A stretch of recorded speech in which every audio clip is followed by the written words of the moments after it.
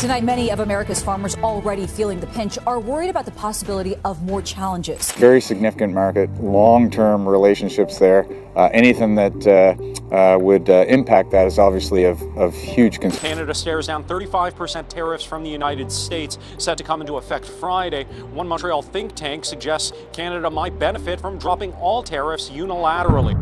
It started quietly in American grocery stores, and diners' potato bags shrank, prices crept up, and fries lost their familiar crispness. Most people blamed inflation or supply chain issues, but this was different. The missing potatoes were Canadian, long a staple in the U.S. food system. Overnight, a sudden 35% U.S. tariff cut off this supply, disrupting a trade relationship built over generations. Canadian farmers and American processors alike were blindsided, their businesses built on cross-border trust. The shelves grew emptier, not from disaster or bad harvest, but from a political decision that severed a vital link. The tariff left a void domestic producers couldn't fill, exposing the fragility of our interconnected markets. This wasn't just about potatoes, it was about the assumptions we make about global stability. The potato tariff of 2025 shattered those assumptions, showing how a single policy can ripple into millions of lives. Suddenly, the humble potato became the symbol of economic power and the fragility of trust between allies. The question on everyone's mind, why did this happen, and what would follow? The answer would reshape North American trade. The 35% tariff on Canadian potatoes hit without warning, no negotiations, no hearings, just a terse announcement from the U.S. Department of Commerce. The justification? Vague claims of unfair trade practices with no evidence provided. Industry insiders were stunned. The U.S.-Canada potato trade had always been a model of cooperation. This wasn't the usual trade dispute with talks and complaints, it was a unilateral decree. Canadian officials learned of the decision from the news, a diplomatic shock that broke decades of collaboration. Many suspected the move was political, aimed at winning support in key U.S. farm states. The lack of transparency fueled anger and confusion, turning a trade issue into a crisis of trust. For farmers, the impact was immediate shipments priced out of the market contracts, voided trucks turned away. Years of business relationships vanished overnight. The tariff wasn't just a tax, it was a wrecking ball to a deeply integrated partnership. Chaos and uncertainty followed. The effects were immediate. U.S. potato prices soared as supply shrank. A 10-pound bag jumped 40% in weeks. Food processors scrambled for alternatives, paying more for domestic potatoes or costly imports. In Canada, farmers faced a glut. Warehouses overflowed, prices crashed, and crops rotted. Trucking companies lost contracts, drivers lost jobs, and U.S. processing plants slowed or laid off workers. The tariff was a boulder in a calm pond. The price shock was just the first ripple. The disruption exposed the fragility of modern food supply chains. Scarcity in one country, surplus in another. Businesses optimized for efficiency were suddenly punished for their reliance on cross-border trade. The system's foundation, trust and open borders, had been shattered. When that trust vanished, the whole structure wobbled. The potato tariff revealed that economic stability depends as much on reliable partnerships as on supply and demand. A single policy had set off an economic firestorm. The lesson: our food system is more vulnerable than we think. For American families, the tariff meant higher grocery bills and smaller portions. Potatoes, once a cheap staple, became a budget strain. Prices of fries, chips, and prepared foods climbed as manufacturers passed on costs. Small restaurants faced tough choices: raise prices, shrink portions, or lose profits.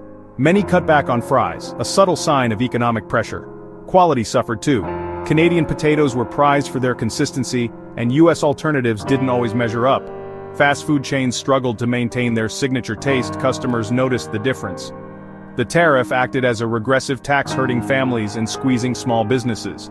It punished those it claimed to protect, revealing a disconnect between policy and reality. The result? Americans paid more for less, and the comfort of a familiar food faded. The potato tariff's impact was felt at every table. A political move had become a daily frustration. Canada didn't retaliate with tariffs or rhetoric. Instead, it quietly adapted. The government and industry focused on managing the surplus, supporting farmers, preventing bankruptcies, and redirecting potatoes to food banks. Massive donations helped fight food insecurity, turning crisis into community support.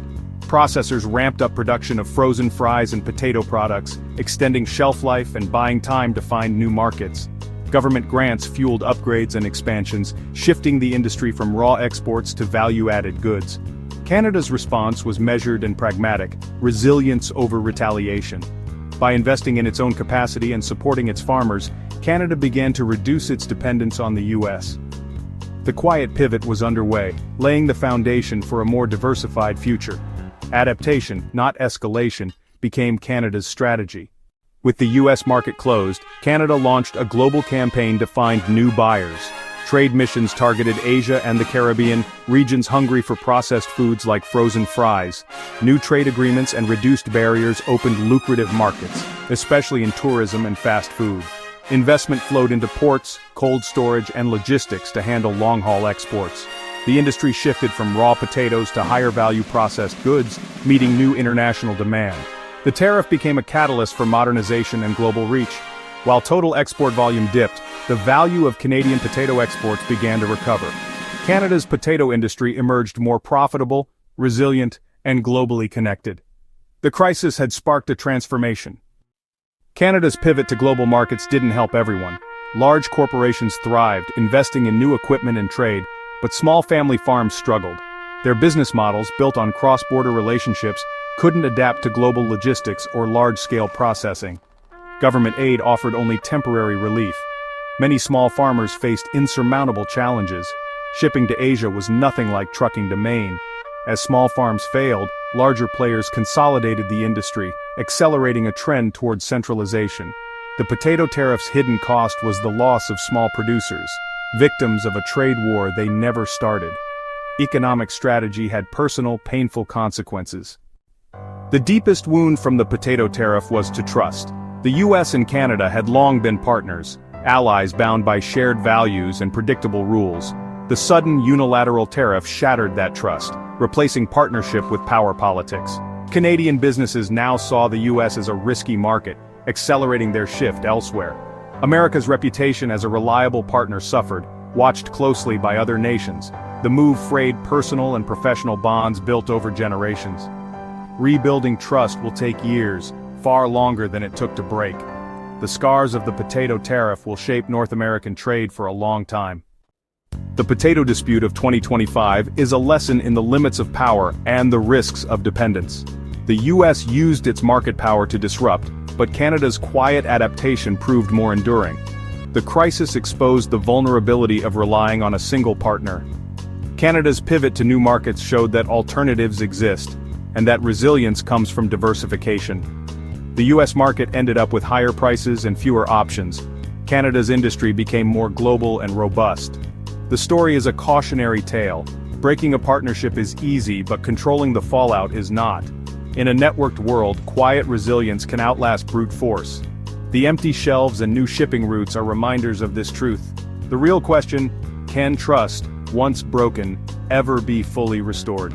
The answer will shape the future of North American trade.